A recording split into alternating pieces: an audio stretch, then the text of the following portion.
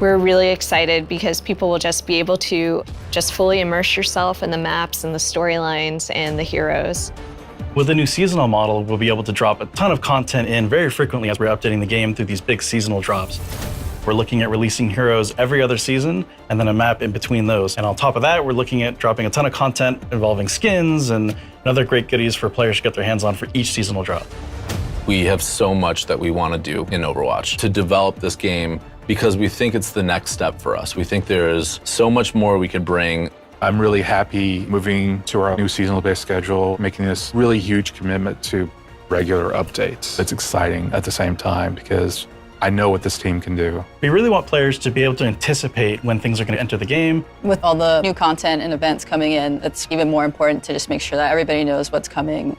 And along with the free-to-play change, we're doing away with loot boxes entirely. We have a new battle pass model coming in, and we have store as well. So players will have a lot more control about how they interact with the game and how they acquire new content. We've been working on so many things over the past couple of years. I'm most excited for folks to see some of the new heroes that we've been kind of cooking up. It's a bunch of different reasons why we choose to make a hero. We're trying to follow the narrative, pick the hero that makes sense, or do we need to create a hero that answers this meta, counters a certain strategy that's too strong in the game? We've got 2 more supports and another tank in just the first couple of seasons. And we're still working on new characters for a year and a half down the line as well. There's characters that folks have already seen glimpses of in the story. And there's also characters that you've never seen before, never heard about. We were looking at making sure the new heroes fit within this new, very fast-paced paradigm and less shields and crowd control. You can see a lot of that reflected in team play moments, but with a much faster-paced vibe. We want to push the sci-fi, the futuristic feeling of maps. There's a touch of sci-fi everywhere you look. So this is something that was a bit more subtle in Overwatch 1.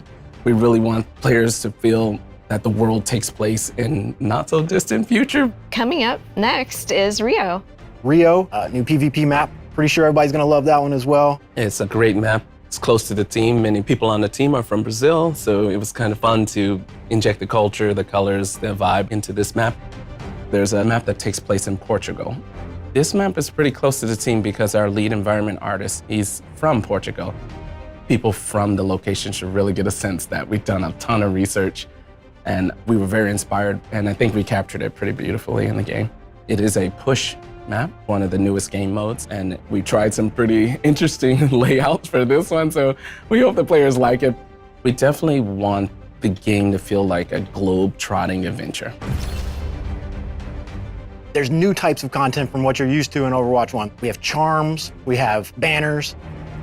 The current mythic skin that's in the works that I worked on actually is for Genji. He's got this kind of cyberpunk Japanese demonic theme. Mythic skins are meant to be this next tier of skins above legendary. We want players to be able to go in there and pick and choose certain pieces meant to be this extra awesome legendary skin that you can customize. We're concurrently developing quite a few mythic skins. They're going to be released over the seasons. All this amazing stuff, all of the amazing skins. For weapon charms, really what we're looking for there is just for the players to be able to express themselves and dress their character up. One of our core tenets on Overwatch visually is to focus a lot on the first-person view. We want you to be able to see it and enjoy it while you're playing the game. One thing that was really important to us was to make sure that players, if they earn anything in the game anywhere, that they're able to use it everywhere. So if you earn something on console or on PC or on Overwatch 1, you can always use it in anywhere in Overwatch 2 as well. And with each new season, there'll be a ton of new content and a new battle pass as well. These seasonal updates will allow us to be constantly infusing the game with new content, new heroes, new maps. So the game is going to feel fresh just all the time. There's always going to be something for you to do or to work towards. There's never going to be a point where you're like, gosh, I don't have anything to do. Being able to provide players with new heroes every so often, new maps. It is going to be a growing and evolving game. There's so much for us to explore as we move forward. Get ready. It's going to be really exciting, really fun. With both PvP and PvE, there's going to be really great content for you to immerse yourself in and continue to play over and over again with your friends. Now or never. We can't wait for October 4th. We're just excited to be back.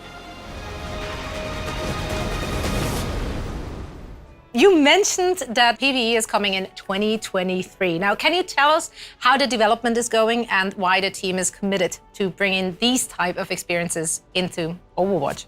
We're all so invested in the world of Overwatch and the heroes that live in it. And through the years, we've developed cinematics, animated shorts, and graphic novels for our players who just want to get deeper into the lore. With PvE, we have an opportunity to go a step further, to go deeper into diverse storytelling in ways that we really just haven't been able to before. So we are planning to expand the Overwatch universe through these seasons that we just described, and we will start delivering this PvE gameplay in 2023. PvE will be delivered through the live service, and that means we'll be able to deliver and tell more Overwatch stories and create more opportunities to experience our heroes. Here's a sneak peek at what we're working on. The team's goal for PvE in Overwatch 2 is to basically move the overall story of Overwatch forward. We've told a lot of short stories along the way. There are a lot of to be continues. It's time for us to answer those questions, close off some of those stories, ask new questions. So the new game will definitely move the overall canon of the lore of Overwatch forward. Get those doors open! For the PvP live service, for certain seasons, you're also going to get some PvE maps. You'll be fighting Null Sector in at least some of the maps. They've come back and they're mad, so it's Overwatch's job to take them out. There's going to be content for you to immerse yourself in and continue to play over and over again. A lot of the older guys from the original Overwatch team, they're coming back, but they need help with some of the younger generation like Brigitte and Lucio. So we're going to tell the story of how Overwatch basically gets back together. Another thing we want to do with the story is to showcase more of where the characters are from. For example, Torbjorn is from Gothenburg. Players will get a chance to see what Torbjorn's factory looks like. You can play PvE with your friends and immerse yourself in the world and stay inside of it a little bit longer.